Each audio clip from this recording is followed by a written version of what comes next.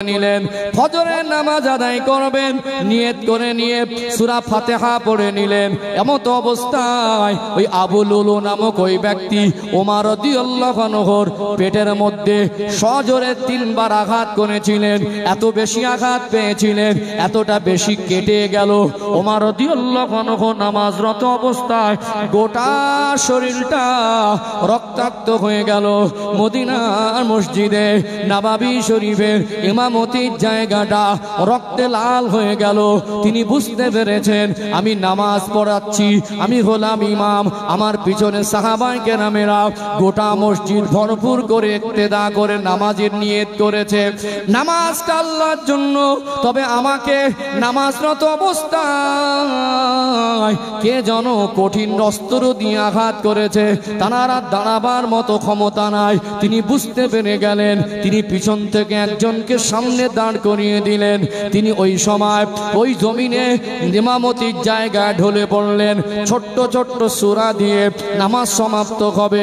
ওমর রাদিয়াল্লাহু আনহু তিনি মিম্বারে পড়ে গেলেন। ওই সময় আবু লুলু নামক ব্যক্তি বুঝতে পেরেছেন আমি এত বেশি আঘাত করেছি, ওমর রাদিয়াল্লাহু আনহু তিনি শহীদ হয়ে যাবেন, তিনি মনে হয় আর হায়াতে বাঁচবেন না। অতএব আমার অবস্থা কি হবে? আমি তো খলিফাকে আমি শহীদ করে দিচ্ছি। ও পালিয়ে যাবার চেষ্টা করতে লাগলো। সাহাবাদের ভিড়ের মাঝে দুই দিকে ধারালো অস্ত্র এত বেশি সজোরে চালাতে লাগলো। সাহাবারা নামাজে মশগুল হয়ে রয়েছেন। কয়েকজন সাহাবা তানারাও শহীদ হয়ে গেলেন।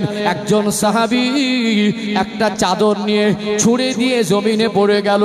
আবু লুলু নামক ওই ব্যক্তি অগ্নি উপাসক যখন বুঝতে পেরেছে আমি ধরা পড়ে গেছি, আমার পরিণাম ভালো হবে না, আমি খলিফাতুল মুসলিমিন সহ বহু সাহাবাকে শহীদ করে দিয়েছি, নিজে নিজে ওই ধারালো অস্ত্র নিয়ে নিজের শরীরে আঘাত করে আত্মহত্যা করে দিল। নামাজ শেষ হয়ে যাবার পরে ধরাধরি করে খলিফাতুল মুসলিমিন ওমর রাদিয়াল্লাহু আনহুকে নিয়ে আসা হলো ঘরের মধ্যে। গোটা মসজিদে নববী শরীফে কান্নার রোল উঠে গেল। ও খলিফাতুল মুসলিমিনকে কে এমন করে আঘাত করলো? তদানীন্তন সময় যারা চিকিৎসক, খলিফাতুল মুসলিমিন তিনি হুঁশ হারিয়ে ফেললেন। ওই সময় বেশ কিছুক্ষণ পরে হুঁশ ফিরে পেলেন। গরম দুধ তার কাছে দেওয়া হবে একটু খাবার হিসাবে। খলিফাতুল মুসলিমিন হযরত ওমর রাদিয়াল্লাহু আনহু তিনি ওই সময় হুঁশ ফিরে পেয়ে তিনি ওই সময় জিজ্ঞাসা করতে লাগলেন, ও নবী পাকের সাহাবীরা, আপনারা আমায় শোনান, আমার নেতৃত্বে মদিনার মসজিদে নববী শরীফে আমি নামাজ শুরু করেছিলাম, আমি আঘাত পাওয়ার পরে আল্লাহর হুকুম নামাজটা কি ঠিকভাবে সমাপ্ত হয়েছিল? ও ভাইরা বাবাজেরা, আমার আপনার মতো মানুষ হলে আমাকে আপনাকে কে আঘাত করলে আগে তার প্রতিশোধ নিতে ব্যস্ত হই কি হই না? প্রতিশোধ নিতে ব্যস্ত হই। তিনি হুঁশ ফিরে পেয়ে বলতে পারতেন আমাকে কারা মেরেছে, কে মেরেছে সে বিষয়ে তোমরা কি জানো, সে কি ধরা পড়েছে? এই সমস্ত কথা তার মুখে ছিল না। তিনি কথা বলছেন খুব আস্তে আস্তে। এত বেশি আঘাত পেয়ে গেলেন, পেটের মধ্যে যে খাদ্যনালী ওটাও কেটে গেল। তানাকে খুব কঠিন অবস্থায় তানাকে একটু হুঁশ ফেরানো হলো। হুঁশ ফিরে পেলেন। তার মুখের প্রথম ভাষা ছিল, নবীর সাহাবারা আপনারা আমায় শোনান, নামাজটা তো আল্লাহর হুকুম, আমার নেতৃত্বে নববী শরীফে ফজরের নামাজটা যে 2 রাকাত নিয়ত করে শুরু করেছিলাম আমি শেষ করতে পারিনি, তোমরা কি সুষ্ঠুভাবে নামাজটা শেষ করতে পেরেছিলে? আল্লাহ ওয়ালা নবীর সাহাবী ওমর রাদিয়াল্লাহু শান মান তারা চিন্তা কত উন্নত, তাদের জীবনে নামাজের প্রাধান্য কত বেশি ছিল। কথা ঠিক না বেঠিক? আফসোস এক একটা দিন চলে যায়, এক একটা সপ্তাহ চলে যায়, এক একটা মাস চলে যায়, এক ওয়াক্ত নামাজ আমরা পড়ি না। আল্লাহ আমাদেরকে 5 ওয়াক্ত নামাজি হওয়ার তৌফিক দান করেন, বলেন আল্লাহুম্মা আমিন। বিশেষ করে আমার ইয়াং জেনারেশন যুবক ভাইদেরকে দৃষ্টি আকর্ষণ করি, যুবক ছেলেরা আজকে নামাজ থেকে এতটা গাফেল হয়ে গেছে, এখন সব মোবাইলে পাগল হয়ে আছে। কখনো কখনো যুবক ছেলেরা এরা তো জুমার দিনে একটা ওয়াক্ত নামাজে যাচ্ছে, কিন্তু যুবতী মেয়েদের মা বোনদের খবর নিয়ে দেখেন, একটা বছরে না ঈদের নামাজ তো তাদের যেতে হয় না, জুমার নামাজে তো মসজিদে যেতে হয় না, জানাজার নামাজে তাদের কাতারে দাঁড়াতে হয় না। মা বোনেরা একটা বছরের মধ্যে অনেকে আছে কবে নামাজ পড়েছিল মনে নেই। কথা ঠিক না বেঠিক? সম্মানিত ভাইরা, তোমার রাদিয়াল্লাহু আনহুর ওই অবস্থায় হুঁশ ফিরে পেলেন। তার মুখের প্রথম ভাষা ছিল, তোমরা আমাকে শোনাও, আমার নেতৃত্বে যে নামাজ শুরু হয়েছিল নামাজটাকে সুষ্ঠুভাবে সমাপ্ত হয়েছিল। বলল খলিফাতুল মুসলিমিন, নামাজটাকে আমরা সুষ্ঠুভাবে শেষ করেছি। আপনি যাকে পিছন থেকে কাতারের থেকে টেনে সামনে দাঁড় করিয়ে দিয়েছিলেন তিনি নামাজটাকে সমাপ্ত করেছিলেন। তার ওই অবস্থায় বললেন একে ডিস্টার্ব করা যাবে না। তো যখন তদানীন্তন সময় চিকিৎসকরা উষ্ণ গরম দুধ তার গালের মধ্যে দিতে লাগলো, তখন ওই পেটের খাদ্য নালী কাটা জায়গা থেকে অটোমেটিক দুধ বাইরে আসতে লাগলো। তখন চিকিৎসকরা বলে দিয়েছিলেন খলিফাতুল মুসলিমিন এত বেশি ধারালো অস্ত্রের আঘাত প্রাপ্ত হয়েছে, তারাকে আর হয়তো বাঁচানো সম্ভব হবে না। তানার খেলাফত জীবনের শাসনামলের সময়কাল 10 বছর 6 মাস। কত বছর? 10 বছর 6 মাস। আমরা মাঝে মাঝে মনে করি জান্নাত খুব সহজ। পৃথিবীতে যারা জান্নাতে সার্টিফিকেট পেয়েছিলেন তাদের জীবন আদর্শ দেখবেন। পৃথিবীতে যারা জান্নাতের উপযুক্ত জীবন তৈরি করেছেন তাদের জীবনের মেহনত, ত্যাগ, শ্রম দেখবেন, বুঝবেন যে দুনিয়া আল্লাহ যাকে জান্নাত দেন দুনিয়ায় এত সহজে আল্লাহ তাকে জান্নাত দেন না। যারা দুনিয়ায় জান্নাত হাসিল করেছেন তাদের জীবনের জীবনীগুলো পড়বেন, জান্নাত হাসিল করা আমার আপনার জীবনে অনেকটা সহজ হবে। কথা ঠিক না বেঠিক?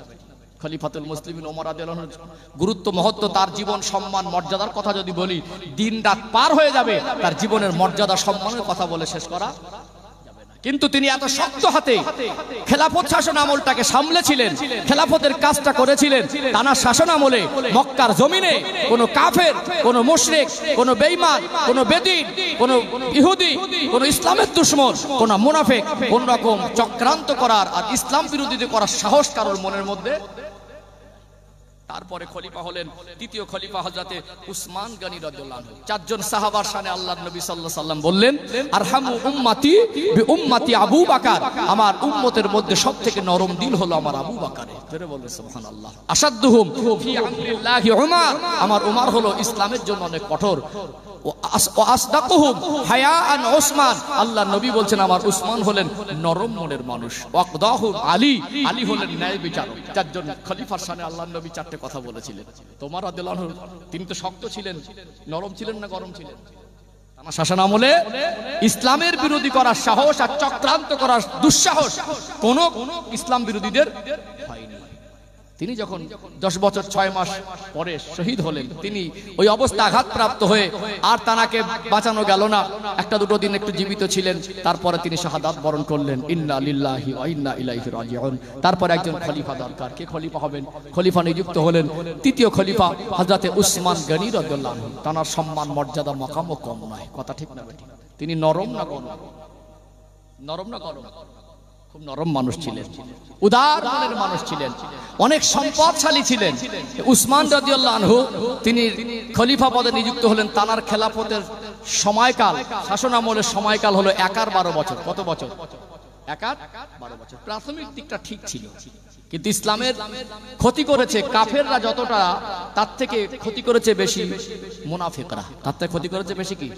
মক্কায় ছিল আল্লাহর নবীর প্রকাশ্য দুশমন, আর মদিনায় ছিল মুনাফিক। মদিনায় ছিল কি? মুনাফিক। মুনাফিক কারা? যারা উপর থেকে মুসলমানের দাবিদার, যারা উপর থেকে মুসলমান সেজে ঘোরে, যারা উপর থেকে মুসলমানের পরিচয় বহন করে, মাথায় টুপি দেয়, 5 ওয়াক্ত নামাজ পড়ে, নিজেকে মুসলমান বলে দাবি করে, কিন্তু তাদের কর্মকাণ্ডগুলো ইসলাম বিরোধী, তাদের চিন্তাধারাগুলো ইসলামের ক্ষতি করা। কথা কি বুঝতে পারছেন? আল্লাহর নবী সাল্লাল্লাহু আলাইহি সাল্লামের জীবনে হিজরত করে দ্বিতীয় যুদ্ধের ময়দানে চলে গেলেন। সেই যুদ্ধটা ছিল কঠিন, যুদ্ধটা হলো উহুদের যুদ্ধ। প্রথম যুদ্ধ হয়েছিল বদরের যুদ্ধ। দ্বিতীয় যুদ্ধ উহুদের যুদ্ধে সাহাবার সংখ্যা ছিল কতটা?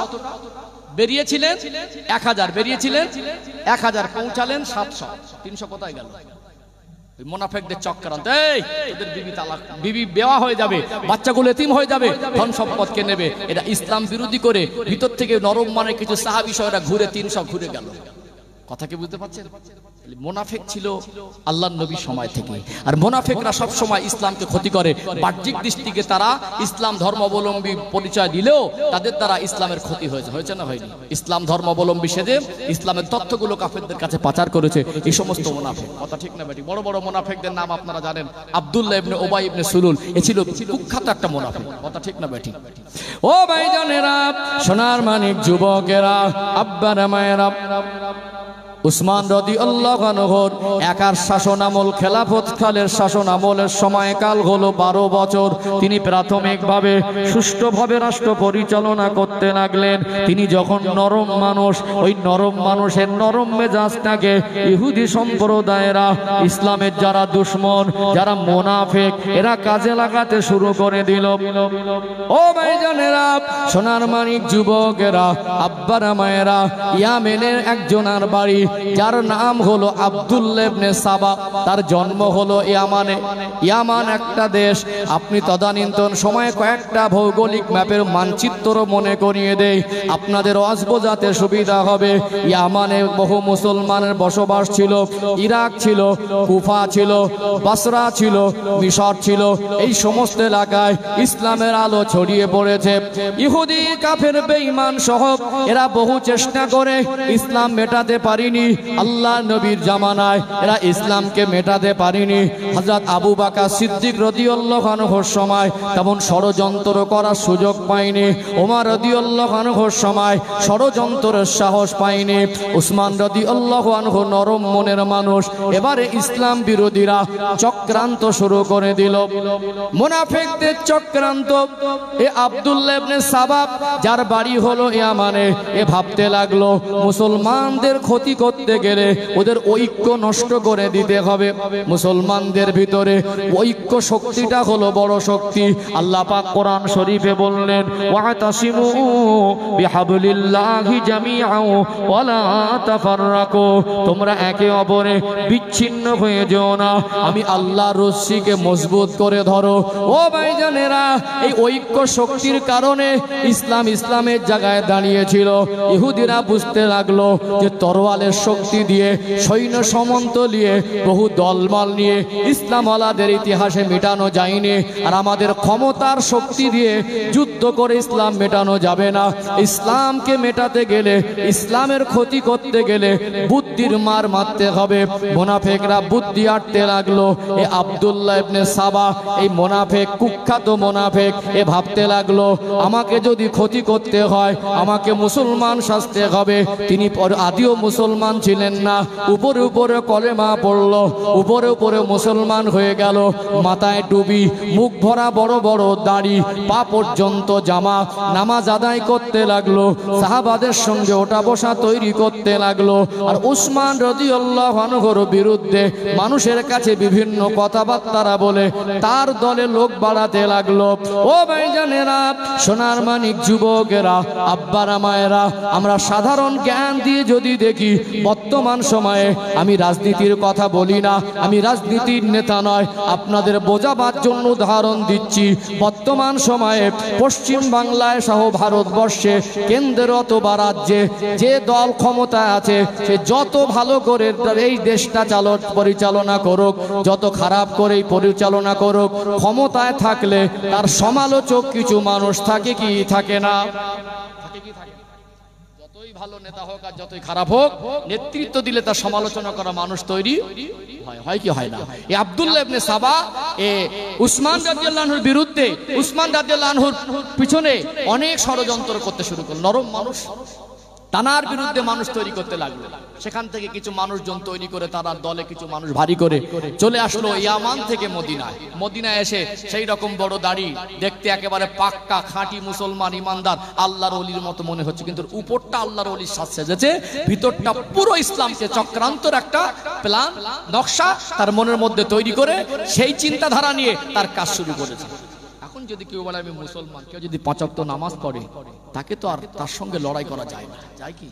কিন্তু তার কর্মকাণ্ড ভিতর থেকে এত তীক্ষ্ণ বুদ্ধি ছিল, মুনাফিক আব্দুল্লাহ ইবনে সাবা বুঝতে পারলো যে মুসলমানদেরকে আমরা তরোয়াল দিয়ে, অস্ত্র দিয়ে আর অনেক সংখ্যায় সৈন্য নিয়ে ইতিপূর্বে মেটাতে পারিনি, আমাদের বাপদাদারা পারিনি, আর আমরাও পারবো। এদেরকে ধ্বংস করতে গেলে চক্রান্ত করে বুদ্ধির মারে মারতে হবে।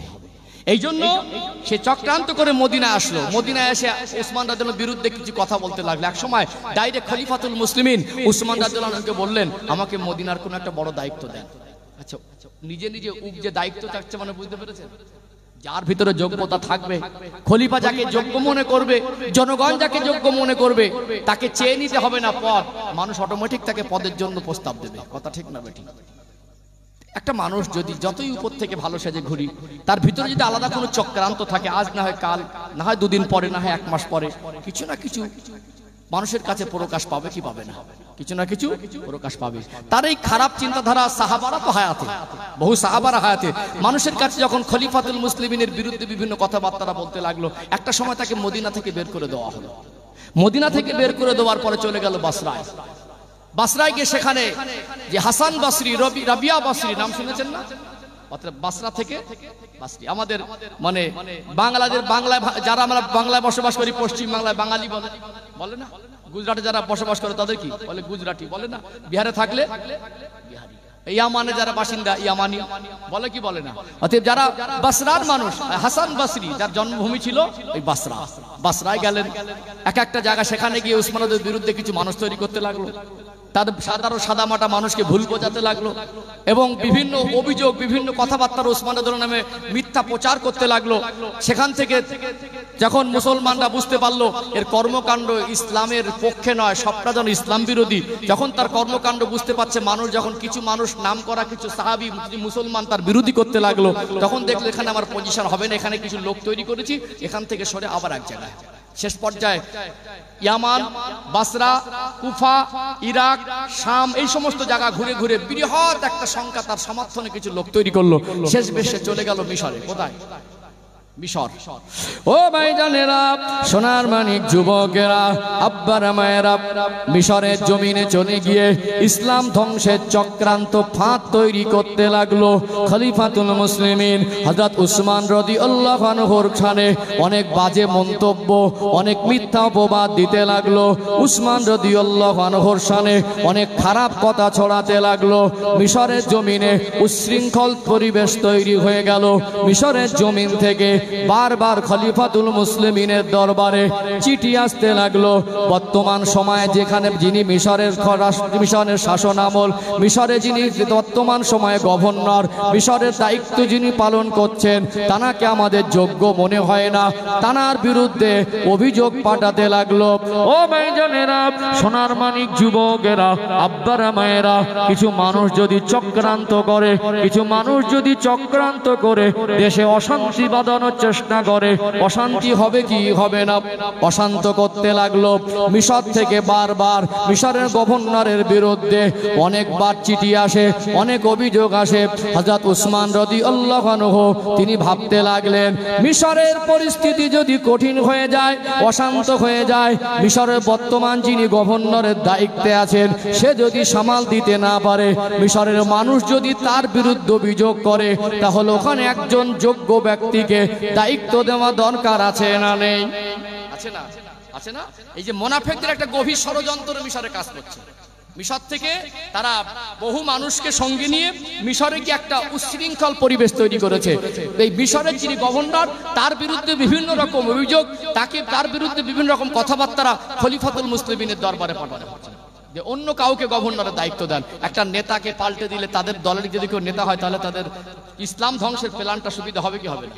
ইসলাম ধ্বংসের প্ল্যানটা একটা সময় তারা বৃহৎ সংখ্যায় মানুষ মিশরের গভর্নরের বিরুদ্ধে অভিযোগ আবেদন নিয়ে মদিনায় চলে এলো। কোথায় চলে এলো?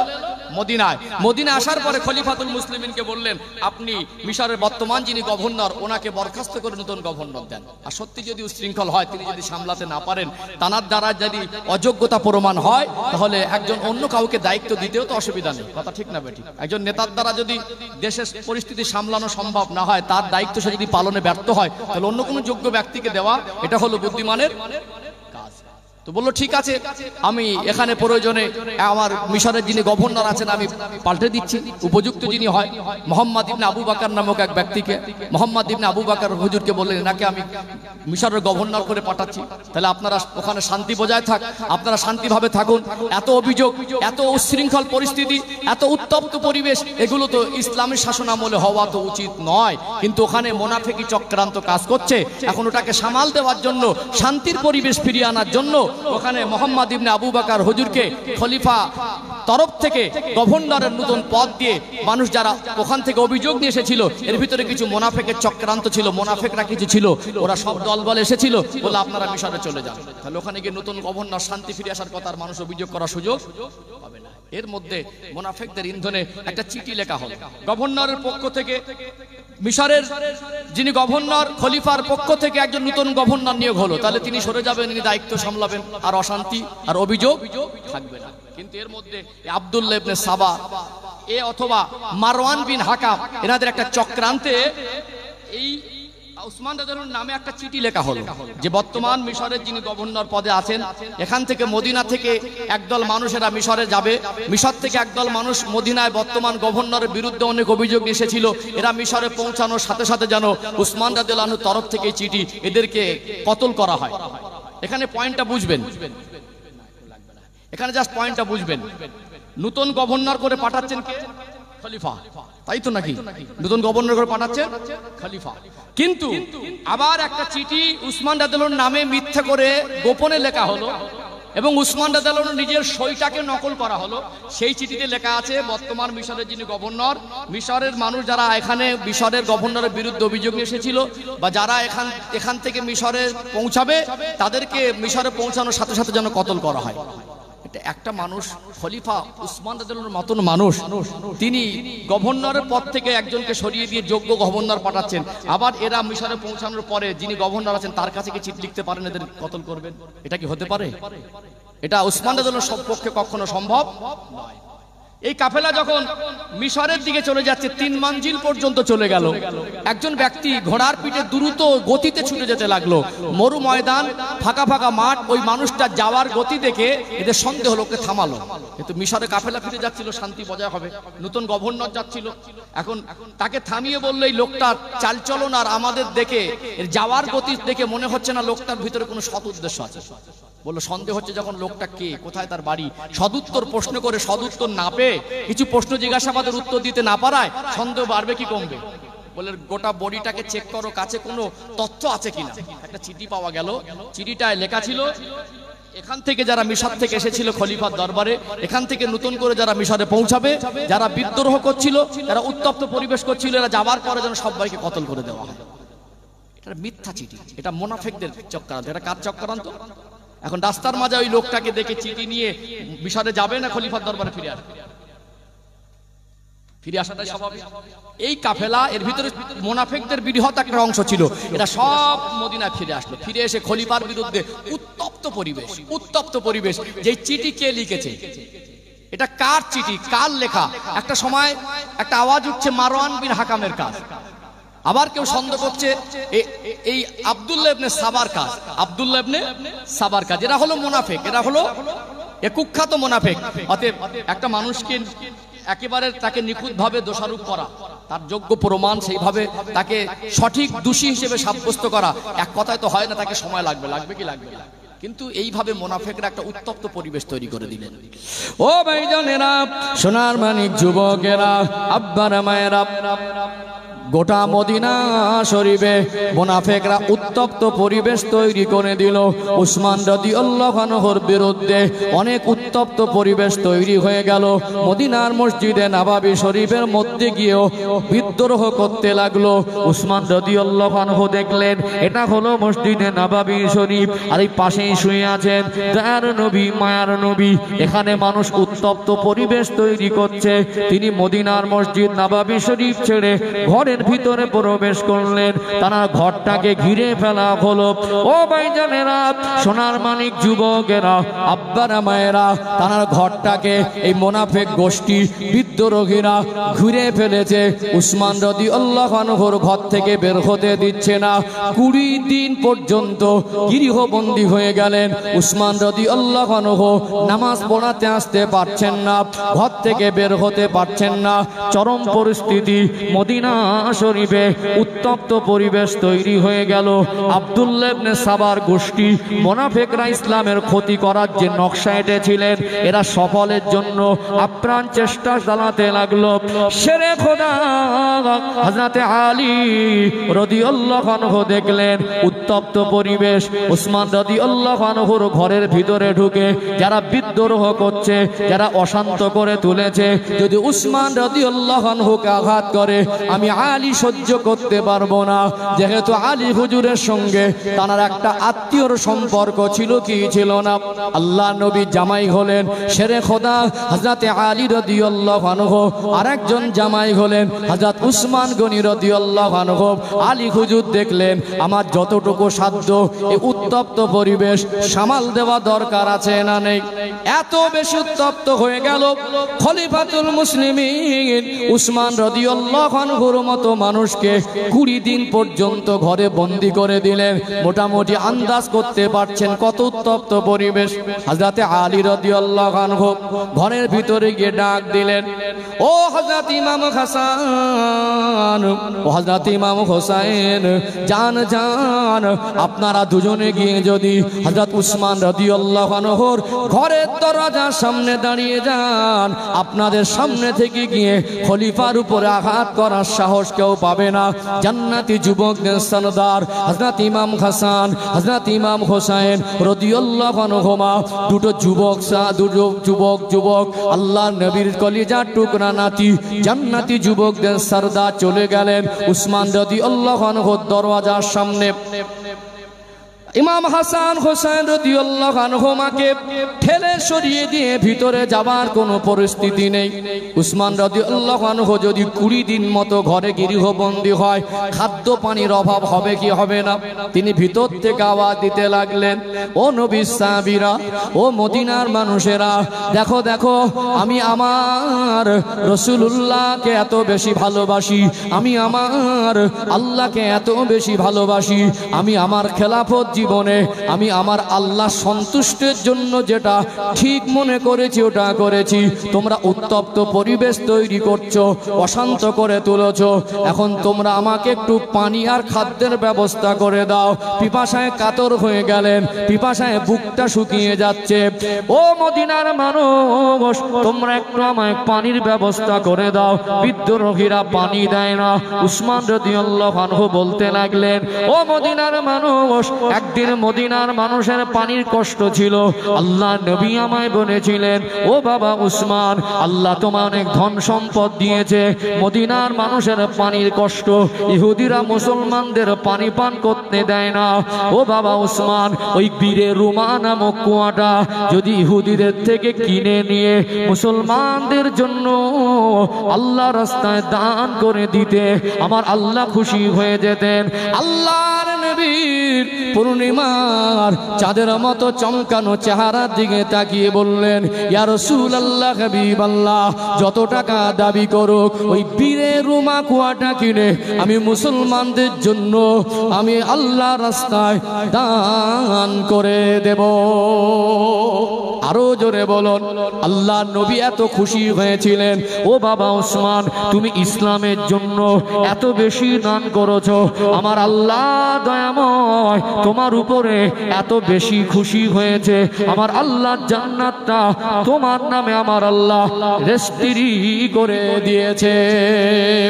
সেই খলিফাতুল মুসলিমিন আল্লাহ নবী জানাকে এত বেশি ভালোবাসতেন, জানার লকাব হলো জিন্নুরাইন। আল্লাহ নবী একটা মেয়েকে বিবাহ দিলেন, ওই মেয়েটার ওফাতের পরে আল্লাহ নবী উসমান রাদিয়াল্লাহু আনহুকে এত বেশি ভালোবাসতেন, আর একটা মেয়েকে বিবাহ দিলেন। সেই উসমান রাদিয়াল্লাহু আনহু 10 জন আশারায়ে মুবাশশারা জান্নাতের সার্টিফিকেট প্রাপ্ত সাহাবীর মধ্যে 3 নম্বরে যার নাম আল্লাহ নবী ঘোষণা করেছিলেন, ইনি হলেন সেই উসমান, যিনি 12 বছর খেলাফত শাসন আমলের সময় অতিবাহিত করেছেন। আজ তিনি গৃহবন্দী হয়ে গেলেন। মুনাফিকরা উত্তপ্ত পরিবেশ তৈরি করে দিল।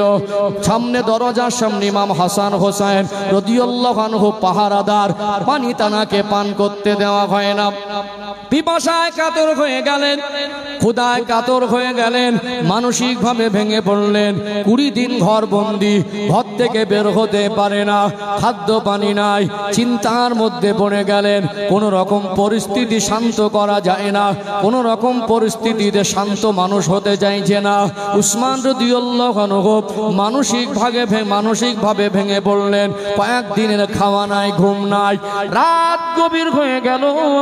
ওটা ছিল 35 হিজরি, ওটা ছিল 35 হিজরি জিলহজ মাসের 17 অথবা 18 তারিখ। জিলহজ মাসের 10 তারিখে ঈদুল আজহা, আমরা কুরবানির ঈদের নামাজ পড়ি কি পড়ি না? 35 হিজরি জিলহজ মাসের 17 অথবা 18 তারিখ তার ঘরটাকে বন্দি করে রাখা হয়েছে 20 দিনেরও বেশি সময় ধরে। খাদ্য পানির অভাবে মানসিকভাবে ভেঙে পড়লেন। গোটা মদিনার পরিবেশটা উত্তপ্ত পরিস্থিতি হয়ে থাকলো। ওই সময় রাত গভীর হয়ে গেল, এত বেশি মন খারাপ, এত বেশি কান্নাকাটি করতে লাগলেন, এত কঠিন মুসিবতে পড়ে গেলেন। রাতে ঘুম আসে না, একটু তন্দ্রাচ্ছন্ন ভাব এসে গেল, চোখ দুটা বন্ধ হয়ে গেল, চোখে ঘুম এসে গেল। এমন সময় নূর নবী, দয়ার নবী, মায়ার নবী, রাহমাতুল লিল আলামিন আমার রাসূলুল্লাহ সঙ্গে দিদার হয়ে গেল। আরো জোরে বলুন আল্লাহর নবী হুজুর আমার উসমান রাদিয়াল্লাহু আনহুকে স্বপ্নের মাধ্যমে দেখা দিলেন। উসমান রাদিয়াল্লাহু আনহুকে স্বপ্নের মাধ্যমে দিদার দিলেন। একটা খাঞ্চায় করে আল্লাহ নবী ইফতারি নিয়ে বললেন, ও বাবা উসমান, ও বাবা উসমান, চলে এসো বাবা, আমি রাসূলুল্লাহ তোমার জন্য অপেক্ষা করছি। আল্লাহ নবীর জামাতা জিন্নুরাইন উসমান রাদিয়াল্লাহু আনহুর ঘুমটা ভেঙে গেল। তিনি কাঁদতে লাগলেন, তিনি মনে মনে ভাবতে লাগলেন, নবী আমার ইফতারি নিয়ে আমায় ডাকছেন মনে, আমার শাহাদাতের সময়টা অত্যন্ত করি, আমার শাহাদাতের খুশবু আমি পাচ্ছি। আল্লাহ নবী আমায় ইফতারি নিয়ে ডাকছেন মনে, আল্লাহ নবী আমার ইফতারি নিয়ে অপেক্ষা করছেন মনে, আমার শাহাদাতটা হবে রোজা হালাতে। কোন উসমান রাদিয়াল্লাহু আনহু?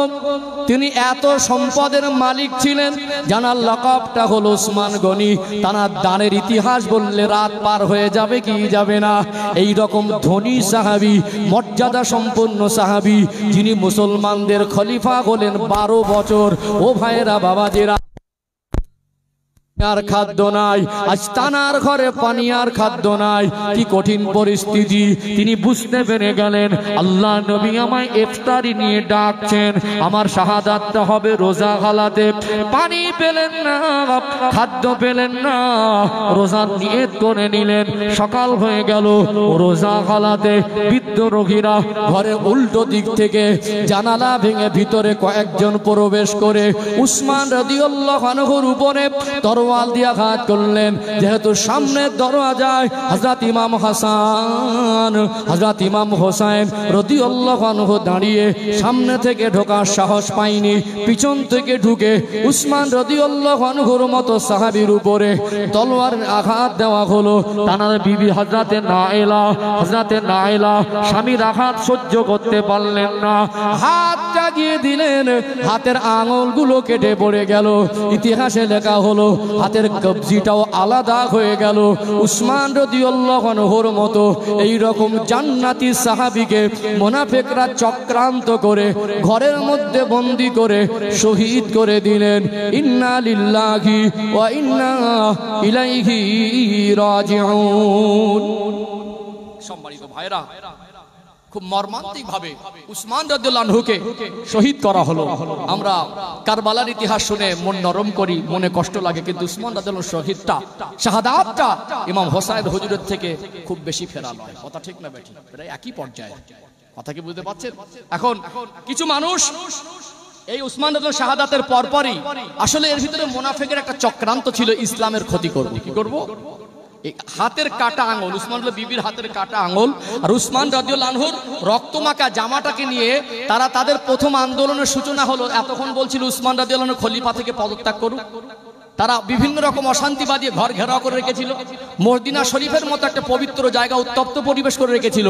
এখন বলল কে উসমান রাদিয়াল্লাহু হত্যা করেছে আগে তার বিচার চাই, কে শহীদ করেছে তার বিচার চাই। পরিবেশটা পুরো ঘুরিয়ে দিল কি দিল না? এখন আলী হুজুর তিনি তো জ্ঞানী মানুষ, তিনি দেখছেন যে যদি এই সময় একদল মানুষ আমাকে বলছেন যে এখানে বর্তমান যা চরম পরিস্থিতি, খুব তড়িঘড়ি একজন খলিফা দরকার এবং সে শক্ত হাতেই পরিস্থিতিকে সামাল দেবে, দরকার আছে না নেই? দরকার আছে না? শক্ত হাতে যিনি সামাল দিতে পারবেন।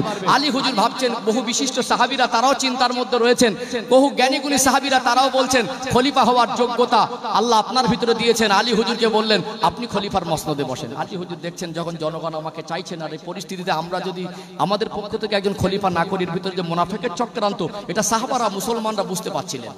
যদি কোনো কারণবশত অধিক মানুষ তো তারা বিদ্রোহ করছে, মুনাফিকদের সাপোর্টে কিছু মানুষ সাপোর্ট করছে, এদের একটা বৃহৎ সংখ্যা মুনাফিকেরা উত্তপ্ত পরিবেশ তৈরি করে রেখেছে।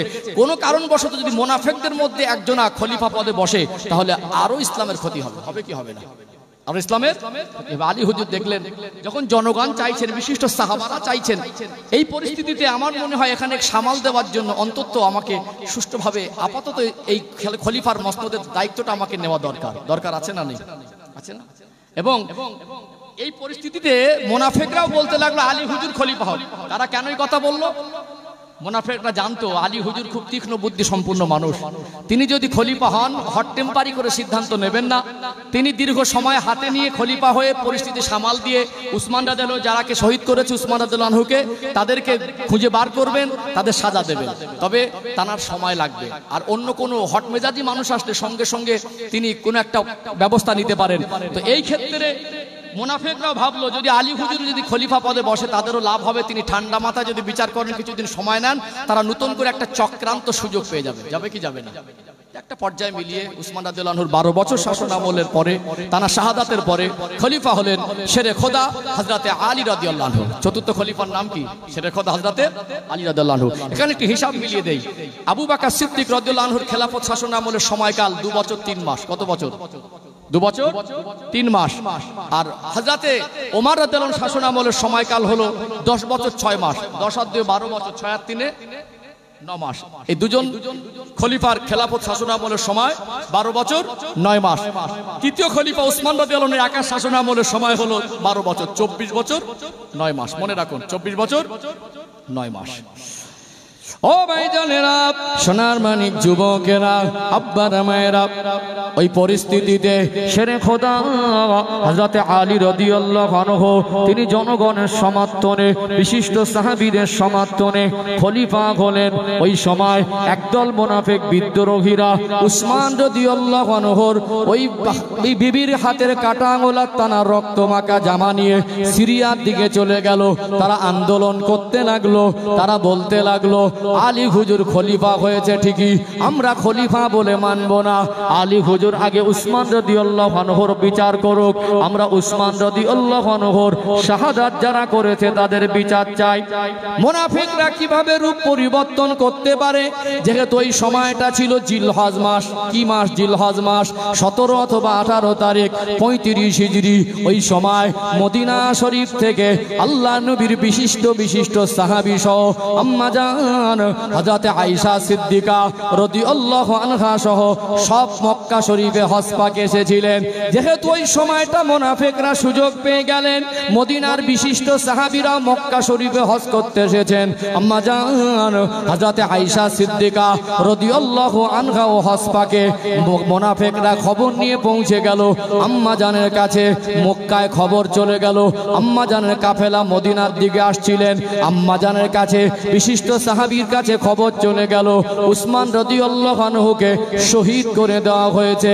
আম্মা জান আয়েশা রাদিয়াল্লাহু আনহু সহ আল্লাহ নবী সাহাবারা একটু চিন্তার মধ্যে পড়ে যাবেন কি যাবেন না? আমরা হজ পাকে চলে এসেছি, আর মদিনায় এত বড় ঘটনা ঘটে গেল, খলিফাকে শহীদ করে দিল। কোথা থেকে এই চক্রান্ত করা হলো? আম্মা জানকে বলা হলো বসরা থেকে চক্রান্ত করা হয়েছে। আম্মা জান বললেন আমি বসরায় যাব, মদিনায় ফিরে যাব না। আমার জামাই উসমান রাদিয়াল্লাহু আনহু, মুসলিম জাহানের খলিফা উসমান রাদিয়াল্লাহু আনহুকে যারা শহীদ করে দিয়েছে, এই শহীদ করেছে যারা, তাদের বিচার না হওয়া পর্যন্ত আমি মদিনায় ঢুকবো না। একদল মানুষ আম্মা জানের কাছে গিয়ে মুনাফিকরা চক্রান্ত করে বলতে লাগলো আম্মা জান আলী রাদিয়াল্লাহু আনহু তার হয়তো ইন্ধন থাকতে পারে, তিনি খলিফা হবেন বলে খলিফা হওয়ার পদের লোভে তানার ইন্ধনে তানার ইশারা ইঙ্গিতে আলী রাদিয়াল্লাহু আনহুর ইশারা ইঙ্গিতে উসমান রাদিয়াল্লাহু আনহুকে শহীদ করা হয়েছে। মুনাফিকরা আম্মা জানের কান ভারী করতে লাগলো। ও ভাইজানেরা, সোনার মানিক যুবকেরা, আব্বারা মায়েরা, মুনাফিকরা এত গভীর ষড়যন্ত্রের মধ্যে থেকে উত্তপ্ত পরিবেশ তৈরি করছেন। ওই সময় আলী রাদিয়াল্লাহু আনহু বুঝতে পেরে গেছেন এখন আম্মা জানের বিরুদ্ধে, আম্মা জানের কাছে আমি আলী রাদিয়াল্লাহু আনহুর বিরুদ্ধে অনেক বাজে বাজে কথা মুনাফিকরা বলছে। অতএব আমার মনে হয় কোন পরিস্থিতিতে এই দেশ পরিচালনার যে রাজধানী, যেটা বর্তমান সময়ে মদিনা, একটু শান্ত পরিবেশ তৈরি করার জন্য আমাকে একটু এখান থেকে পরিবর্তন করে নিয়ে গেলে ভালো হয়। তবে আমি আগে আম্মা জান হযরত আয়েশা রাদিয়াল্লাহু আনহার সঙ্গে দেখা করি। আম্মা জানের কাছে আলী হুজুরের বিরুদ্ধে মিথ্যা কথা বলছে যে আলী হুজুর খলিফা হবে বলে উসমান রাদিয়াল্লাহু আনহুকে লোক দ্বারা শহীদ করা হয়েছে। এটা কি কোনোদিন হতে পারে? এটা হতে পারে না। আলী হুজুর দেখলে মুনাফিকরা এত কঠিন ষড়যন্ত্র করছে, তারা একদিকে সিরিয়ার দিকে তারা বলল আলী হুজুরকে খেলাফত বলে খলিফা বলে মানবো না, আগে উসমান রাদিয়াল্লাহু যারা শহীদ করে তার বিচার চাই। অপরদিকে একদল মুনাফিক মা আয়েশা রাদিয়াল্লাহু আনহাকে কান ভারী করতে লাগলো, অপরদিকে একদল মানুষ আলী হুজুরকে সমর্থন করতে লাগলো। এরকম একটা উত্তপ্ত চরম পরিস্থিতি, বুঝতে পারছেন সম্মানিত ভাইরা? তো আলী হুজুর দেখলেন না আম্মা জানের সঙ্গে আমার ডাইরেক্ট দেখা করা দরকার আছে না নেই?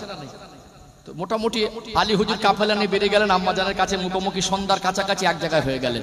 ডাইরেক্ট শাশুড়ি জামাই তো কথা হয়ে গেল, বললেন খুব কঠিন পরিস্থিতি, চরম পরিস্থিতি, মুনাফিকরা গভীর ষড়যন্ত্র চক্রান্ত করে হযরত উসমান রাদিয়াল্লাহু আনহুকে শহীদ করেছে।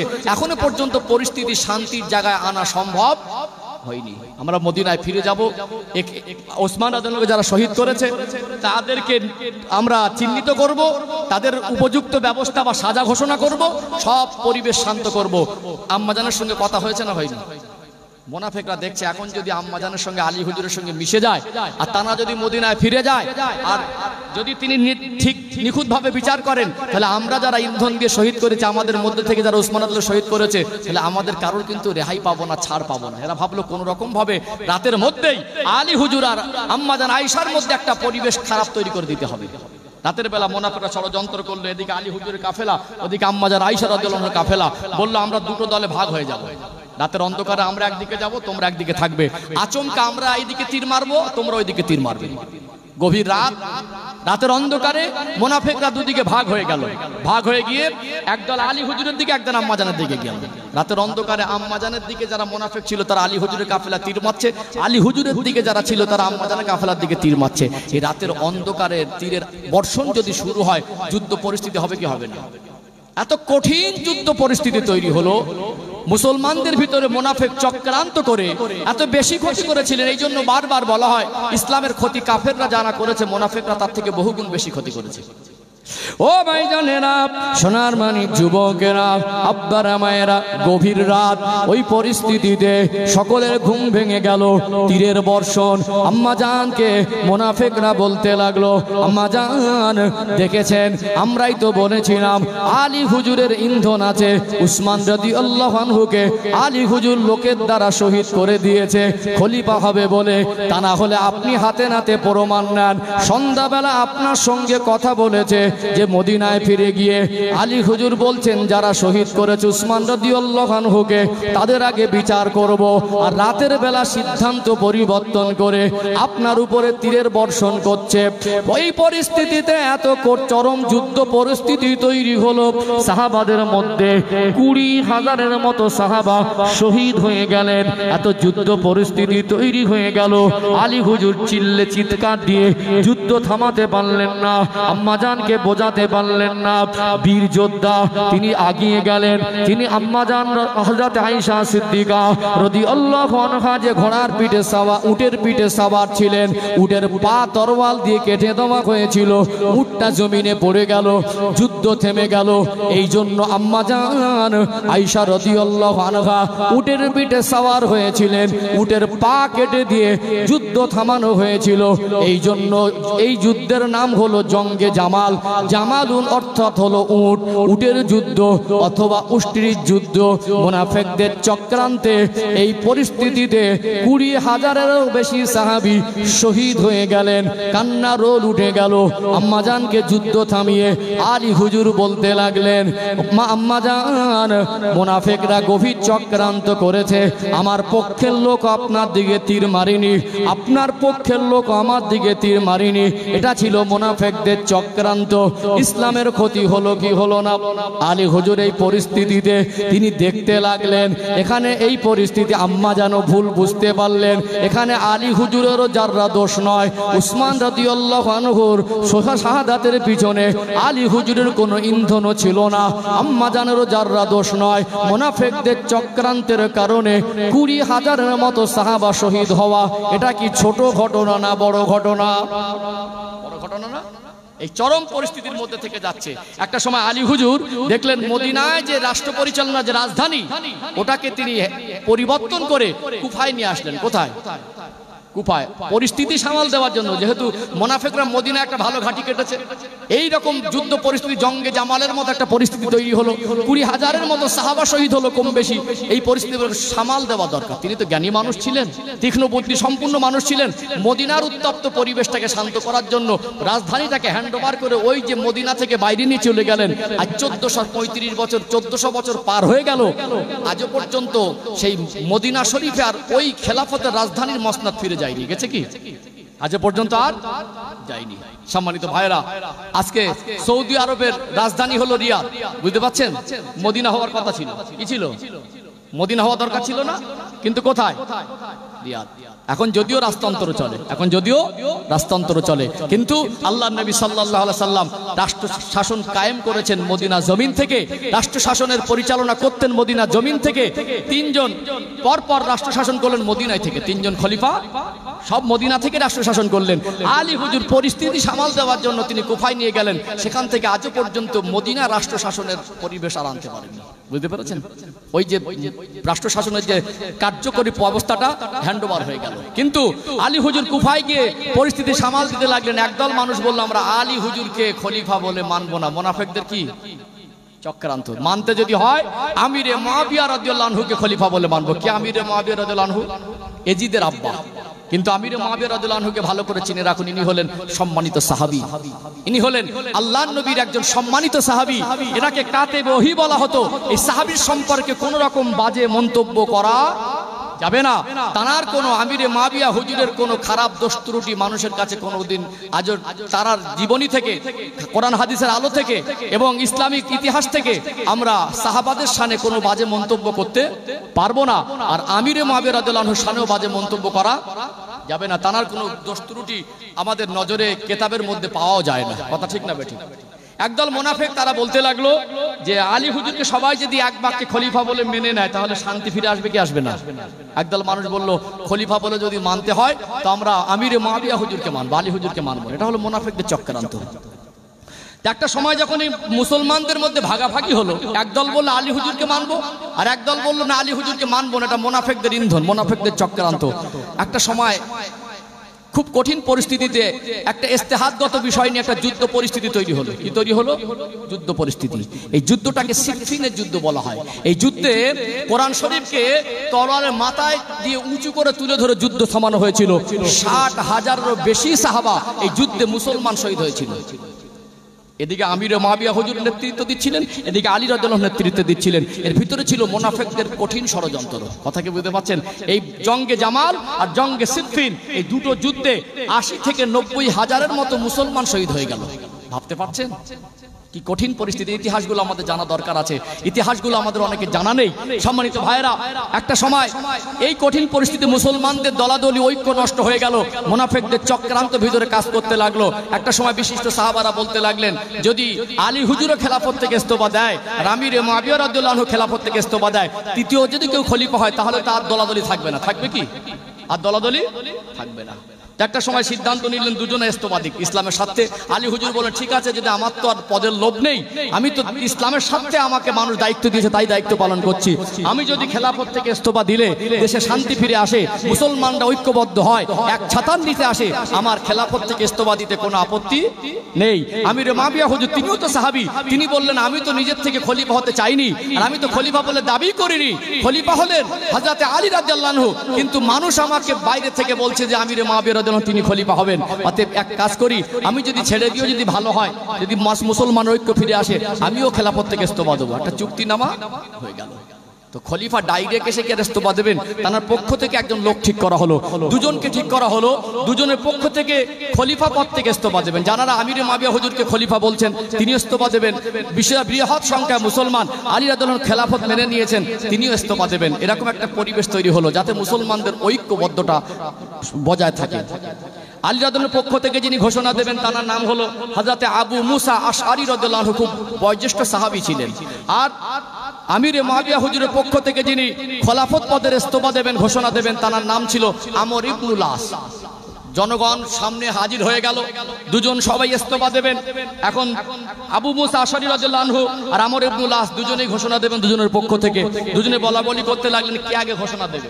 ইনি বয়স্ক মানুষ আবু মুসা আশআরী রাদিয়াল্লাহু আনহু, তানাকে বলা হলো আপনি আগে ঘোষণা দেন। তো আলী হুজুরের পক্ষ থেকে আবু মুসা আশআরী রাদিয়াল্লাহু আনহু বললেন, আলী হুজুর তিনি খেলাফত পদ থেকে ইস্তফা দিচ্ছেন, সেই ঘোষণা আমি দিলাম। এই কথাটা বলার পরে পরবর্তী যিনি ঘোষণা দেবেন আমর ইবনুল আস, একই কথা বলা দরকার ছিল তো, কিন্তু ঘুরিয়ে বললেন যখন আলী রাদিয়াল্লাহু আনহু খেলাফত থেকে ইস্তফা দিয়েছেন তাহলে তার প্রতিদ্বন্দ্বী কেউ নেই, আমি মুসলিম জাহানের খলিফা বলে আমির মুআবিয়া হুজুরকে ঘোষণা দিচ্ছি। তাহলে কথা ছিল কি আর পাল্টে গেল কি? কথা ছিল কি আর ঘোষণা হলো পুরোটাই উল্টো।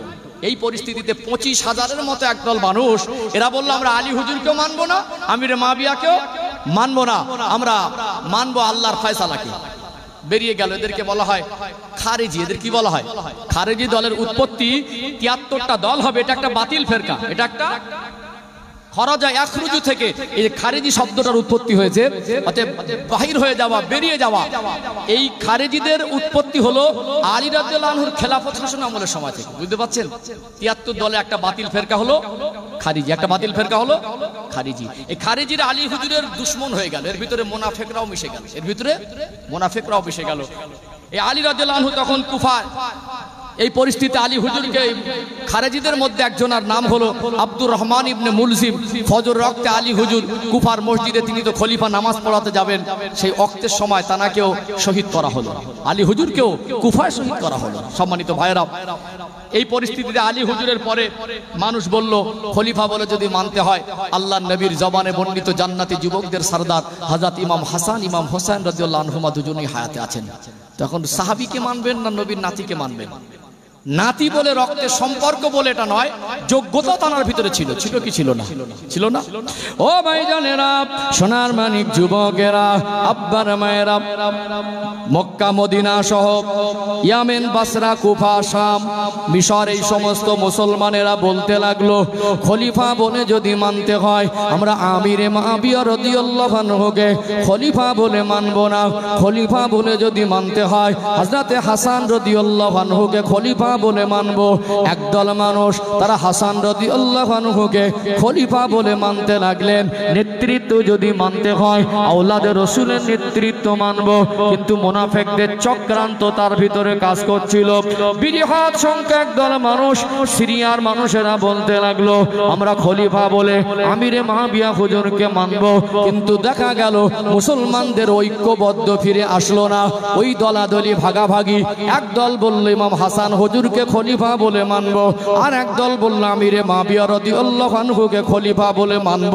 এই পরিস্থিতিতে হযরত হাসান রাদিয়াল্লাহু আনহু দেখলেন আমি যদি ইস্তফা দেই, বৃহৎ সংখ্যা মুসলমান যদি আল্লাহ নবীর সম্মানিত সাহাবী হযরত আমিরে মুআবিয়া রাদিয়াল্লাহু আনহুকে যদি খলিফা বলে মেনে নেয়, মুসলমানদের আর দলাদলি থাকবে না।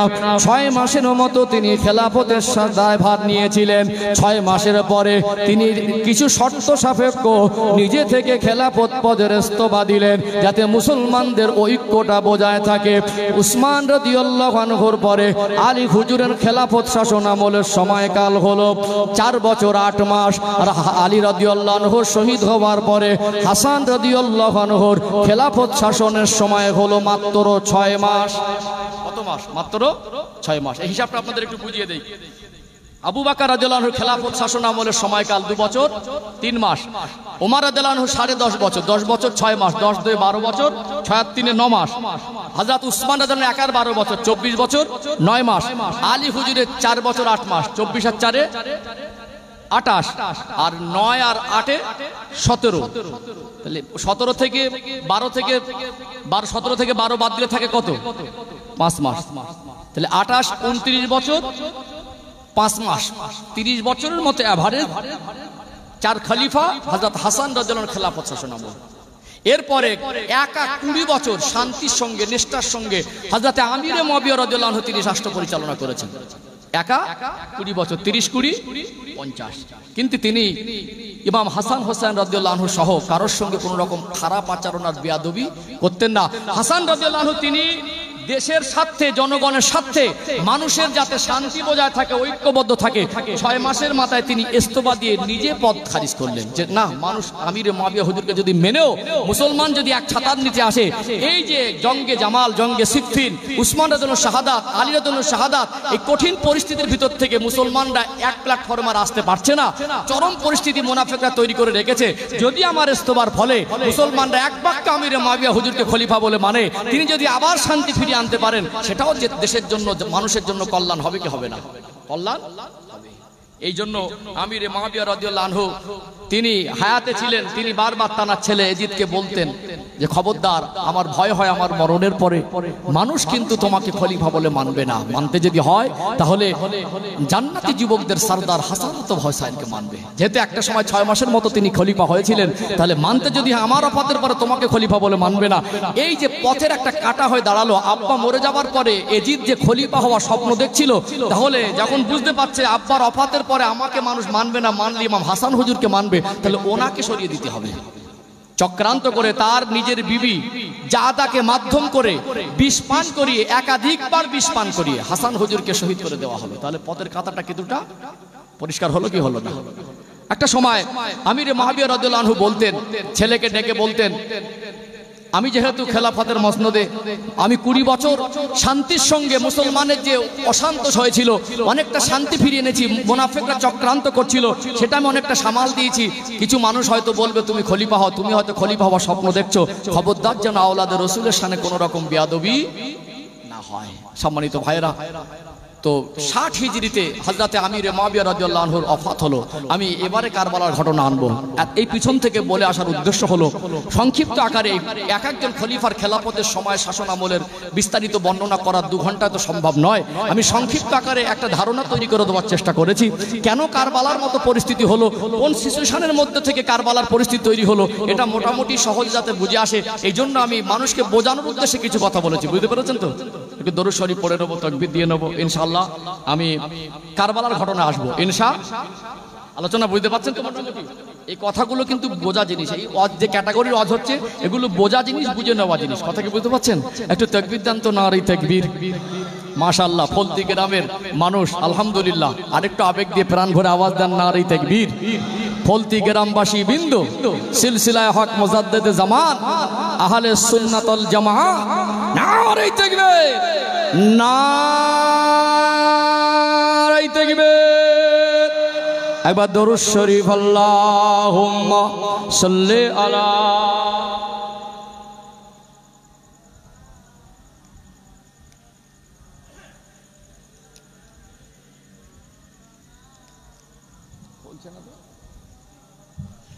हब्बे अहमद अजलही सीने में है, मैं हूँ मेरा दिल मदीने में है।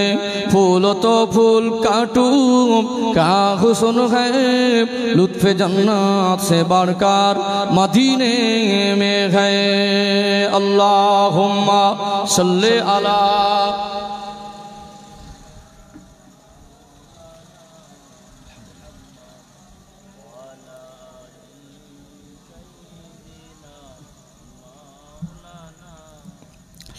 ও ভাইজানেরা, সোনার মানিক যুবকেরা, আব্বারা মায়েরা, 60 হিজরিতে হযরতে আমিরে মাবিয়া রাদিয়াল্লাহু আনহুর ইন্তেকাল হয়ে গেল। ইন্তেকালের পরে কুফা জমিন থেকে মানুষ আওয়াজ তুলতে লাগলো, খলিফা বলে যদি মানতে হয় আল্লাহ নবীর কলিজা টুকরা জান্নাতি যুবকদের সরদার হযরত ইমাম হোসেন রাদিয়াল্লাহু আনহু তিনি হায়াতে আছেন। আমরা খলিফা বলে যদি মানতে হয় আওলাদ রসুলকে জান্নাতি যুবকদের সরদার ইমাম হোসেন হুজুরকে খলিফা বলে মানব। বাবার ওফাতের পরে আমিরে মাবিয়া হুজুর ওফাতের পরে তার পক্ষের কিছু লোক এজিদকে বলল খলিফা। সে নিজে নিজে খলিফার মসনদে বসে গেল। তিনি নিজে নিজে খলিফা বলে নিজের দাবি করতে লাগলো। খলিফা নিযুক্ত হয় জনগণের ভোটাভুটির মাধ্যমে, জনগণের সমর্থনে। হযরত ইমাম হোসেন রাদিয়াল্লাহু আনহুর কাছে কুফা থেকে থলে বোঝাই কয়েকশো চিঠি এসে পৌঁছে গেল। ওই সময় ইমাম হোসেন রাদিয়াল্লাহু আনহু মদিনার বিশিষ্ট সাহাবীদেরকে ডেকে বলতে লাগলেন, ও নানা জানের সাহাবীরা, আপনারা আমায় পরামর্শ দেন। এখন আমাকে দুনিয়ার মানুষ চাইছে, আমাকে মুসলমানরা চাইছে, খলিফা বানাবে। আমি যদি তাদেরটাকে সাড়া না দেই, জনগণ যাকে পছন্দ করে না সে নিজে নিজে খলিফা বলবে।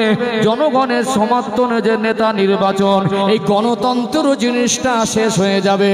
আমার নানা জান গণতন্ত্র প্রতিষ্ঠিত করে গেছেন, 4 খলিফা গণতন্ত্র প্রতিষ্ঠিত করে গেছেন। 4 খলিফার পরে আমার বড় ভাই হযরত ইমাম হাসান আল্লাহ নবীর সাহাবী হযরত আমিরে মাবিয়া রাদিয়াল্লাহু আনহু তানারাও গণতন্ত্রের পক্ষে ছিলেন। আজ যদি জনগণের ডাকে আমি সাড়া না দেই, আমি বেঁচে থাকা অবস্থায় ইসলামের যে গণতন্ত্রের সিস্টেমটা মিটে যাবে, এটা আমি মেনে নিতে পারবো না। ইসলামের ক্ষতি হবে, এটা আমি মেনে নিতে পারবো না। ও নানা জানের সাহাবীরা, আপনারা একটু পরামর্শ দেন, আমি কি করব? বিশিষ্ট সাহাবীরা তখন হায়াতে আল্লাহ নবীর কলিজার টুকরা নাতি হযরত হোসেন রাদিয়াল্লাহু আনহুকে বললেন, আল্লাহ নবীর কলিজার টুকরা, আমরা আপনাকে কুফায় যেতে দেব না। কুফার মানুষ ভালো না। আপনার আব্বার সঙ্গে তারা গাদ্দারি করেছে, আপনার আব্বাকে কুফায় শহীদ করে দিয়েছে। আপনার বড় ভাই হযরত ইমাম হাসান রাদিয়াল্লাহু আনহুকে শহীদ করেছে। আমরা আপনাকে হারাতে চাই না। আপনি যতদিন হায়াতে থাকেন আপনি আমাদের কাছে কাছে থাকেন। ইমাম হোসেন রাদিয়াল্লাহু আনহু তিনি বললেন, আমি কি করে অন্যায়কে সহ্য করে নেব? ইসলামের ভিতরে গণতন্ত্র চালু মিটে গিয়ে রাজতন্ত্র চালু হবে, এটা আমি মেনে নিতে পারি না। তিনি সিদ্ধান্ত করলেন আমার মনে হয় যাওয়া দরকার।